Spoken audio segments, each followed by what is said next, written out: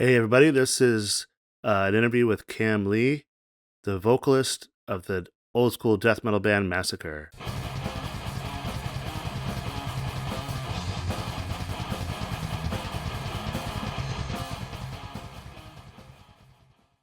You have an album called Necrolution coming out November 8th on Agonia Records.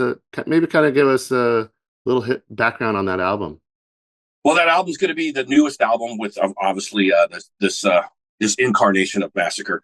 And the biggest thing about this album was I really wanted to go. I wanted to evolve by devolving the sound. I wanted to basically take the influence, and I don't want to say retrospective or nostalgic, but because those words are always used, but that's literally what it is. It's a retrospective, nostalgic look back at the first decade of death metal. Probably go back to 1984, probably about the time death metal was first invented, to 1994. And I wanted to go back and write an album that sounded like it could have come out in that decade rather than something that's a continuation of modern stuff now.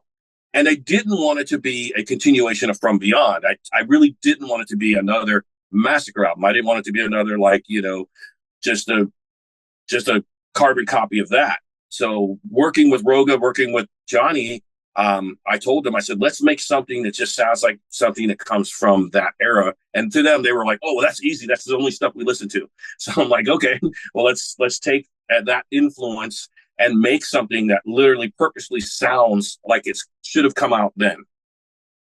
Mm. That sounds awesome. We've been listening to it last couple days through your PR guy. I'm kind of curious, since you kind of been in death metal since the ground floor. Um, how do you feel about like how big it's gotten over the years? Like, and it's gone kind of up and down. Yeah, How do you feel about that? it's surreal. I mean, I've honestly, when I started this, and you got to go back to 1984.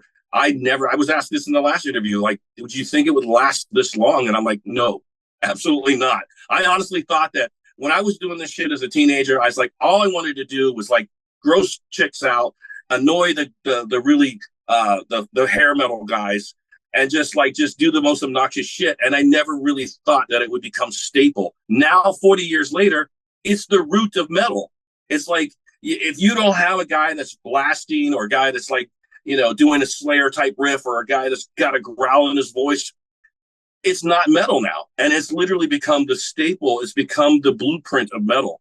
And I never thought that death metal would be that blueprint to what metal is today. Mhm. So what do you think of this modern era of metal that's being put out today? Like, what are your honest thoughts on that? Honest thoughts is, as there's some I like and some I don't, but that's always been my thoughts about metal going back to the early days. I mean, there's stuff that I like, there's stuff that's awesome, and then there's stuff that I just was like, why is that popular? Why the fuck is that popular? Why do people like that? I mean, that's absolutely garbage, but people accept that as, but that's my opinion, and everyone's open to their own opinions. And I'm not trying to sound like, you know, I'm gonna.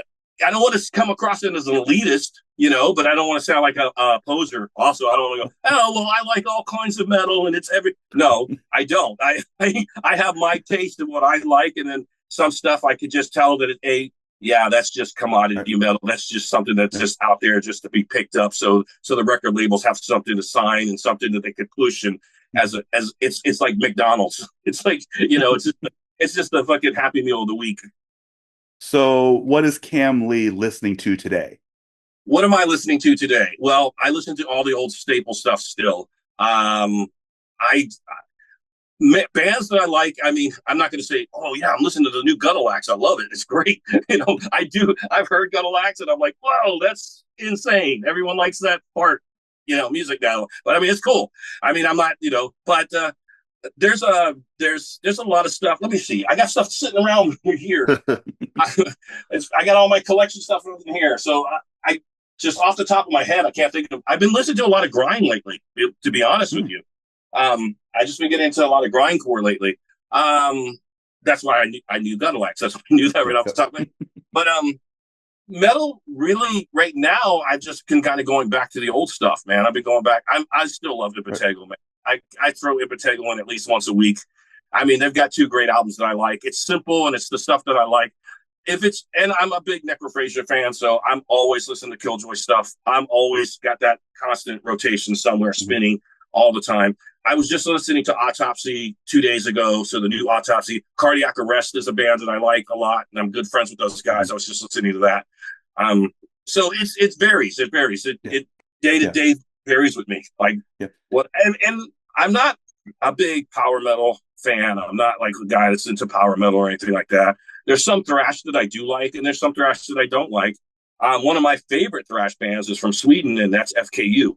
I just love those guys. And maybe it's probably more or less because of the subject matter. They always write about horror movies and stuff like that. But there's bands like Methane that we toured with. I like those guys. And so there's a combination like thrash, old thrash, new thrash, old death metal. I'm huge into old death metal. I'm still going to pull out Left Hand Path and listen to that more than anything else. So yes.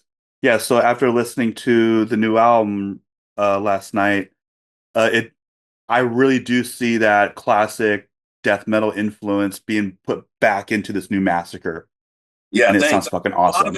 Because I'm a huge fan of the old Swedish death metal stuff, like when Entomb was called Nihilist and all those old. I'm an old tape trader, so I look to those old demos. You know, I just got what was it? I'm trying to remember the band. I just got some new old Swedish death metal stuff that just got re-released. I can't remember the name of the band off the top of my head, but I've just been listening to a lot of old Swedish 90s death metal and old 80s, demo stuff, and just been kind of encapsulated in that. Cam, I see that you're doing some dates kind of near us. Yeah. So we're in San Diego, but you're playing in LA with Sadistic Intent on November 30th, and then you're also playing December 1st in Tijuana. Yeah. Have you played in Tijuana before? No, it's our first time in Tijuana. Well, at least for me, it's the first time in Tijuana. So I've heard bad things, good and bad. I've heard don't go walking out in the streets. So you're gonna have a time. Yeah. Okay. All right. Yeah. So I've heard both good and bad. But I've heard the same thing about LA. I played 1702 or whatever 1720 in LA before. I remember that being dead smack in the middle of Skid Row. And people saying, "Don't go outside, just stay in the club." And I think the reason we're skipping, because you said you guys are San Diego, yes. Yeah. I think the reason we're skipping that is because I think King Diamond's playing that night. Right, that's right. Yeah, so I believe King Diamond. That's the reason they booked us the way they did, because they said they didn't want to book us against King Diamond because you probably don't want that. Yeah, tell you guys, King Diamond's in town, So basically, we got, shit. Okay, and they're like, don't worry about it. We'll put you down in Tijuana. And then we're like, oh, cool. Oh, shit. So, but yeah, well, I mean, for the locals here in San Diego, TJ is not that far of a drive. Oh, really? Cool. Nope. So you guys will be there? Try, yeah. We'll try. No, you're not. You guys saw that little hesitation. You're going to King Diamond. Don't lie. You'll be at King Diamond. It's hard to pass up. Yeah. Maybe we can make it for the LA show and Sadistic Intent. That'd be sick. Yeah, cool. Yeah, it's cool. We got on that show because I guess it was a Sadistic Intent show set up at the same time, and we're like, man, we're like coming at the time where everyone else is playing. They're like, oh no, we can put you on a Sadistic Intent show. And we're like, oh, that's cool. That's awesome. I'll do that. So that'd be killer. So there's Necrolution that's coming out. What did we have? November 8th. This is your first album after a series of, if I could count it right, 5 EPs. Yeah.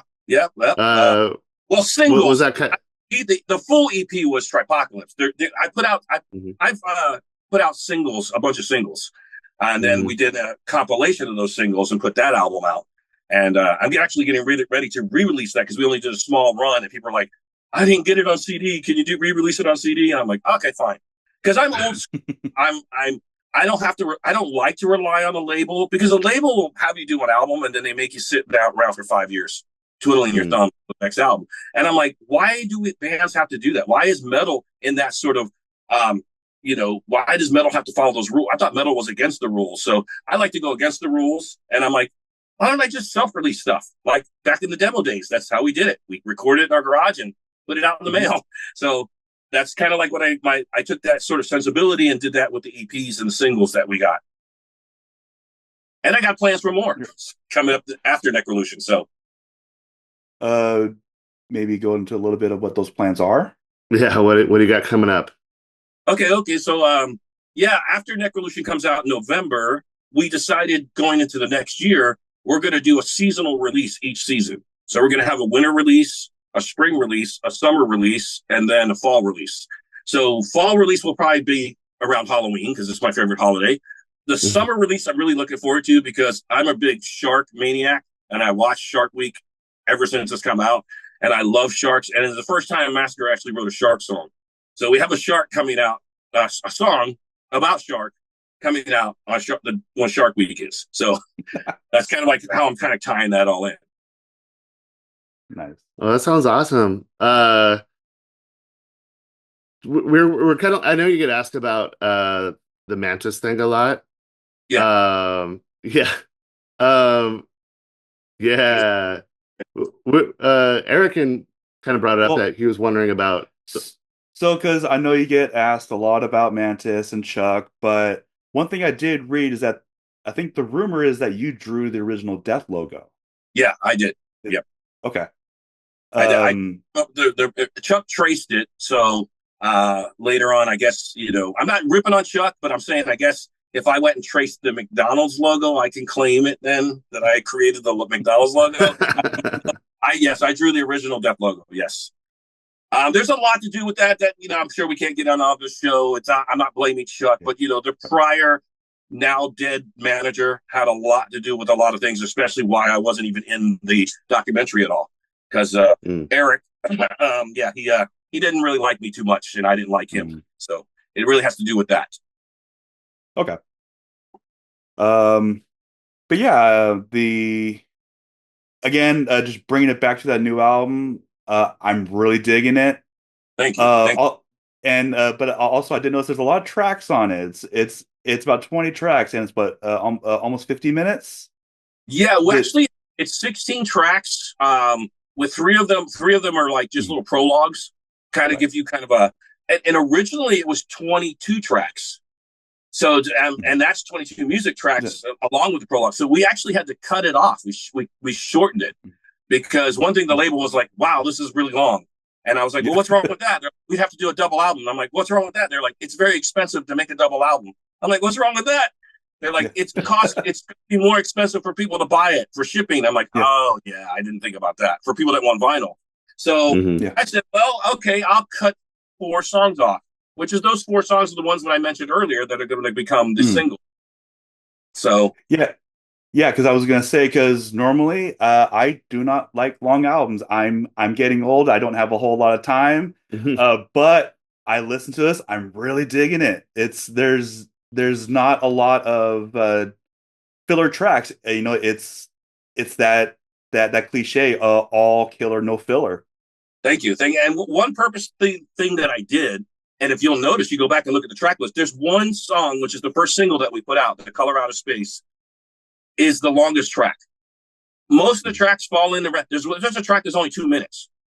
Most of the tracks fall in within 2 or 3 minutes long. So that's why there's so many songs. And we didn't do a lot of solos. If you go back, you'll listen, there's not many solos on it.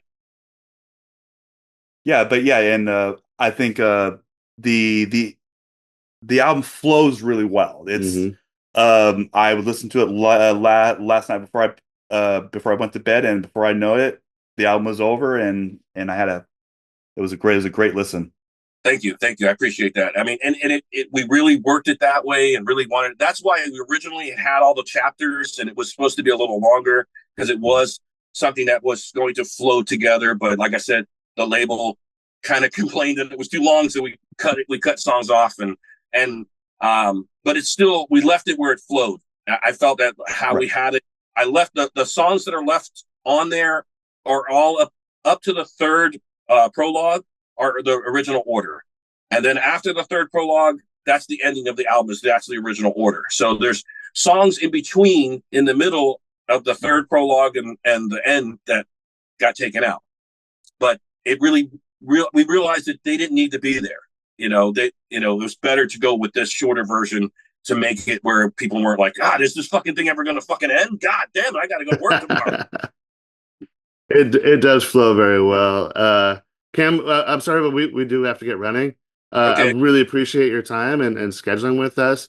Um, check out Necrolution, that's coming out November 8th on Agonia Records. Also catch you guys in LA on November 30th with Sadistic Intent, or December 1st in Tijuana. All right, man. Thanks so much, Cam. Guys, thanks.